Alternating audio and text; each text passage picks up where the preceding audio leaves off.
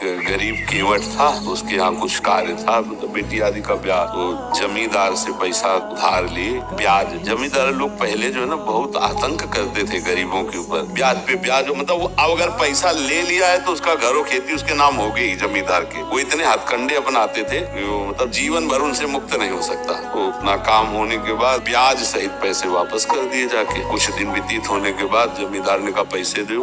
मालिक हम आप ही तो लिए थे, हम तो दे गए थे आपको पैसे। झूठ बोलता है, अब तो जमींदार झूठ बोलता है, कहा मुकदमा लगा दिया, रिपोर्ट कर दी मुकदमा। तो जब न्यायाधीश ने पूछा कि तुमने पैसे दे दिए थे, कहा था। जमींदार ने तुरंत कहा बिल्कुल ही झूठा बोल रहा है, बिल्कुल नहीं दिया। तो अब वहाँ प्रमाण चाहिए, कौन देख रहा था? भगवान को मानता तो था ही। उसने कहा रघुनाथ जी हमारे देख रहे थे कि हमने आपको पैसे दिए। तो जज ने कहा अगली तारीख हम निश्चित करते, अपने रघुनाथ को लाना बुला। अब वो थोड़ा सा समझ रहे किसी रघुनाथ का नाम होगा, किसी जनरल आदमी। बोले हाँ साहब वही देख रहे थे, वही आप गवाही दे। पक्का उसको विश्वास आ कि भगवान आएंगे। दूसरे दिन तारीख में पहुंचा, कहा है तुम्हारा गवाही? और जमींदार जानता था कि कोई तो था नहीं वहाँ, ये केवल अपनी बात को पुष्ट करने के लिए ऐसे ही कह रहा है। उसको क्या पता था कि भगवान सर्वव्यापी उसकी बात सुन। उसको दृढ़ निश्चय था कि मुझ गरीब को इस बात को भगवान ने देखा और वही, और निश्चित भगवान आएंगे। तो कहा है तुम्हारा? तो बोले बुलाओ, जैसे रघुनाथ हाजिर हो। ले लठिया, हाँ सरकार, पहला दर्शन निषाद भी कर रहा है भगवान। जमींदार तुमको हमने कब देखा? कौन है तुम? कहाँ से?